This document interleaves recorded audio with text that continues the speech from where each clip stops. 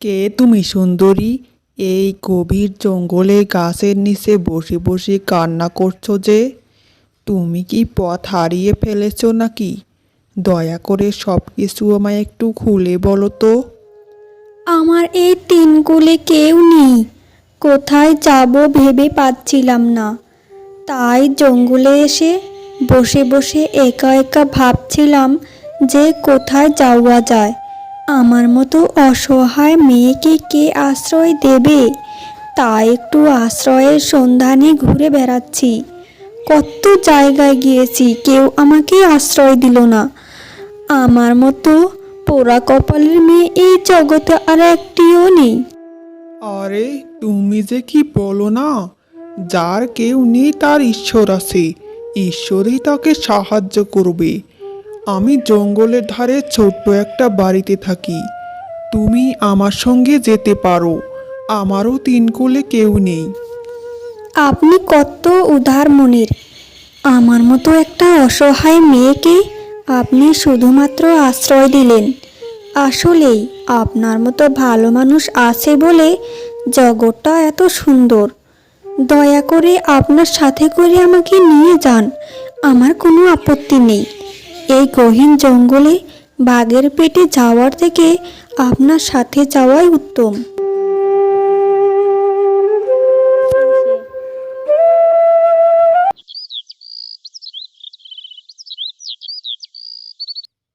আশা করছি এই আপেলগুলো থেকে কিছু আপেল খেলে তোমার খিদেটা একটু হলেও উপশম হবে। আমি আসলে জঙ্গলের ফলমূল খেয়ে দীর্ঘদিন ধরে বেঁচে আছি। অভ্যেস হয়ে গেছে তো। খুব খেতে পারবো। এই আপেলগুলোর চেহারা দেখলেই তো লোভ লাগছে। মনে হয় খুবই মিষ্টি হবে। তবে আপনি যদি চাইতেন তাহলে আপনার বাড়ির পাশে যে পড়া জমিটা আছে ওখানে কিছু চাষবাস করতেই পারতেন। জমিটা অনেক উর্বর, চাষ করলে কিন্তু ভালো ফলন হবে।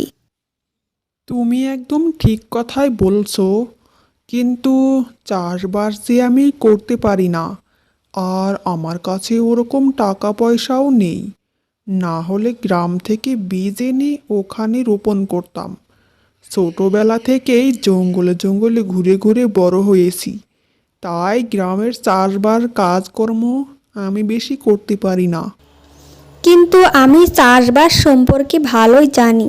সেই ছোট্টবেলা বাবাকে দেখতাম জমিতে গিয়ে কিভাবে কাজ করত, কিভাবে নাঙ্গল চালাতো, কিভাবে বীজ রোপণ করত। এইসবেই আমি মনে রেখেছি। যদি বীজ থাকতো তাহলে আমি চাষ করে ফেলতাম। এত কথার মাঝে তোমার নামটাই তো শুনিনি।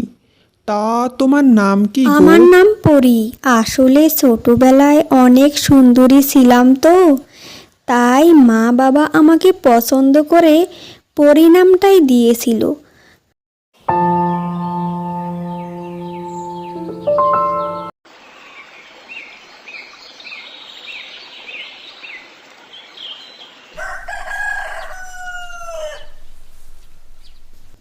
রাজু আমাকে কত সাহায্য করলো, কিছু করলো আমার জন্য। কিন্তু রাজুর জন্য আমি কিছুই করতে পারছি না। যদি তার বাড়ির সামনের জমিটার মধ্যে কিছু চাষবাস করতে পারতাম তাহলে তো একটু তার উপকার হতো। কিন্তু বীজ ছাড়া কিভাবে চাষ করব সেটাই তো বুঝতে পারছি না। হে ঈশ্বর, তুমি একটু উপায় খুঁজে দাও না। এরকম একটা অসহায় ছেলেকে আমি একটু সাহায্য করতে চাই। বাড়িতে কি কেউ আছো? মনে হয় বাড়িতে কেউই থাকে না। ইস, আমি তো খিদে এখন মরেই যাব। জঙ্গলে যে দুর্ভিক্ষ শুরু হয়েছে, তা তো পাখিদের যে বংশ আছে সেটা নির্বংশ হয়ে যাবে। আমার বাচ্চা দুদিন ধরে কিচ্ছুটি খায় না। মা হয়ে বাচ্চাদেরকে এভাবে থাকতে দেখে আমার বুকটা ফেটে যাচ্ছে। বাড়িতে কি কেউ আছো? আরে, জঙ্গলের মাঝখানে আবার কে কথা বলছে? আবার বাড়ি থেকে কি কেউ আছো বলে চিৎকার করছে?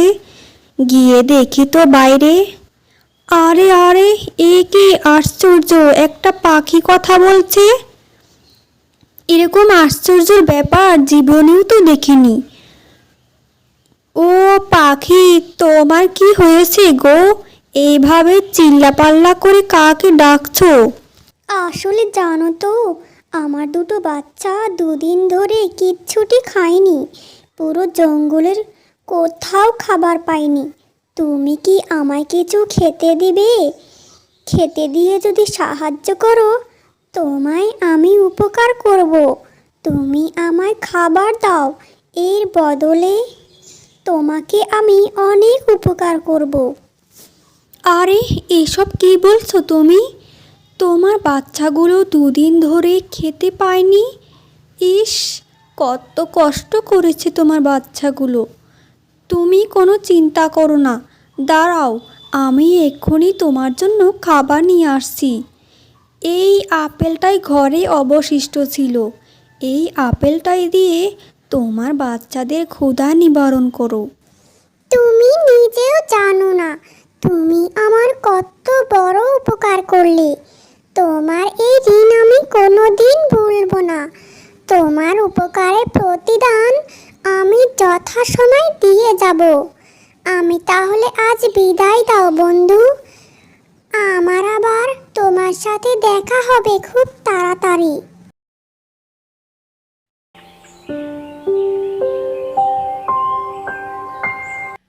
পরি, তুমি অনেক দিন ধরে একটা শাড়ি পরে আসো, যেটা দেখতে আমার একদম ভালো লাগছে না।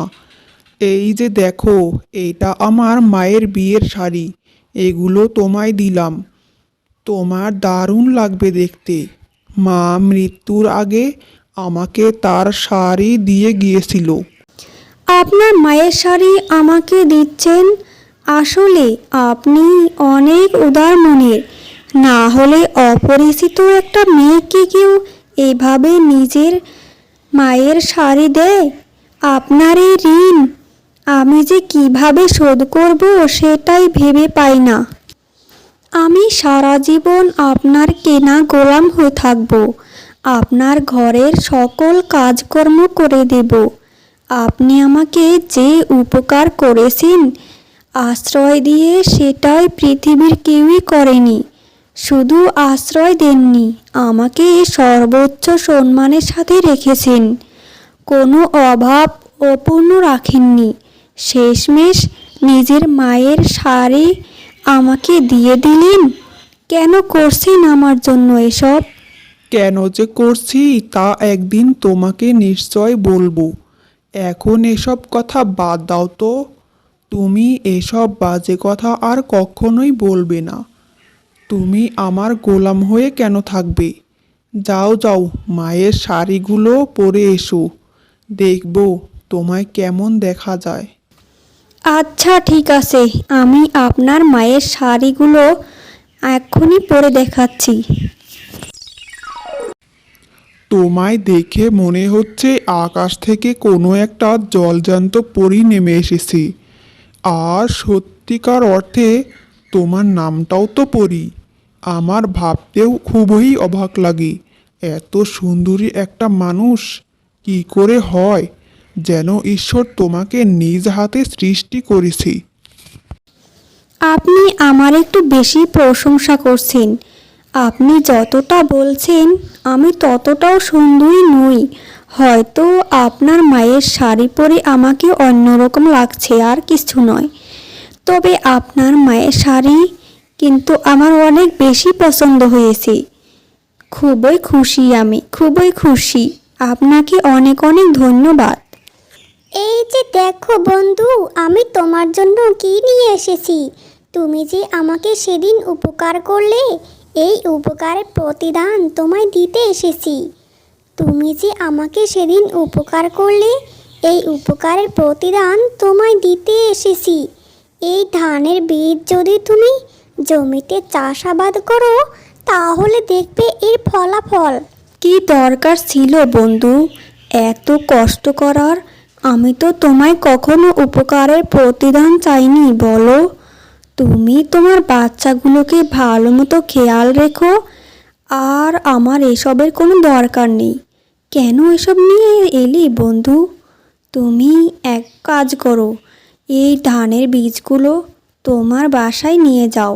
ওগুলো খেলে তোমার বাচ্চাগুলো অনেক দিন সুস্থ থাকতে পারবে। এমনিতেই কত কষ্ট করো তোমরা, দুটো খাবারের খুঁজে জঙ্গলের পর জঙ্গল ঘুরে বেড়াও। এগুলো হচ্ছে জাদু বীজ, এগুলো খাওয়া যায় না বন্ধু, এগুলো শুধু চাষ করা যায়। তুমি এগুলো চাষ করো, তারপর দেখবে কত সুন্দর ফলন হবে, যেটা তুমি দেখলে বিশ্বাসই করতে পারবে না।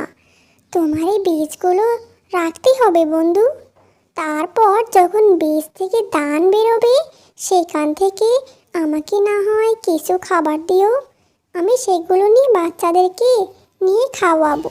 আচ্ছা ঠিক আছে বন্ধু, যদি ভালো শস্য ফলে তাহলে তোমাকে আমি বছরের পর বছর এমনিতেই খাওয়াবো। তুমি আমাদের এই বাড়ির পাশে একটা ভালো মতো বাসা বানিয়ে নিও, তারপর সবাই মিলে একসাথে থাকবো, কেমন? আচ্ছা ঠিক আছে বন্ধু, তাহলে আমি এখন আসি, কেমন? বিদায় বন্ধু, বিদায়। আপনি যে সেদিন জঙ্গল থেকে আপেল এনেছিলেন, সেই আপেল থেকে আমি একটা আপেল এই পাখিটাকে দিয়েছিলাম। তারপর থেকেই সে আমায় বলেছিল আমাকে কিছু না কিছু উপকার করবে। তুমি যেমন সুন্দরী তেমনি খুবই উপকারী। তোমার মতো মেয়ে আমি জীবনেও দেখিনি। কত ভালো তুমি। কিন্তু পরি, আমি যে চাষাবাদ করতে পারি না, ধানের বীজগুলো কিভাবে রোপণ করব সেটাই তো বুঝতে পারছি না। আরে আপনিও তো সব চিন্তা করবেন না তো, আমি আছি কিসের জন্য। আমি খুব ভালো মতোই জানি কিভাবে বীজ রোপণ করতে হয়। আপনি শুধু বসে বসে দেখবেন যে কিভাবে আমি বাম্পার ফলন ফলাই। আমি নিজের চোখে বিশ্বাস করতে পারছি না যে এত সুন্দর ফলন ফলবে। তোমাকে অনেক ধন্যবাদ পরি। আমার খুবই ইচ্ছা ছিল নিজের জমিতে কিছু ফসল ফলবো, আর সেই ফসল থেকে আমি আমার খাবার খেতে পারবো। এরকম ধানের ফলন আমি জীবনেও দেখিনি। এখান থেকে কিছু ধান নিজেদের জন্য রেখে আর বাকিগুলো শহরে নিয়ে বিক্রি করে দেব, আর পাখি বন্ধুর জন্য একটা বড় অংশ রেখে দেব। তুমি একদম ঠিক কথাই বলেছো। এরকম ফলন আমি জীবনেও দেখিনি। ওই পাখি বন্ধুটা ঠিক বলেছিল, এটা সত্যি জাদুর বীজ ছিল। যাই হোক, তোমাকে যে একটা কথা বলবো বলবো বলে বলতে পারছিলাম না, সেই কথাটা আজকে আমাকে বলতে দাও তুমি।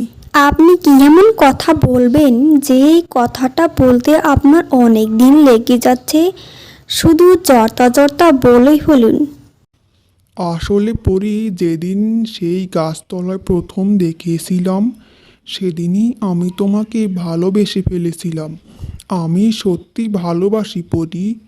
তুমি কি আমায় বিয়ে করবে?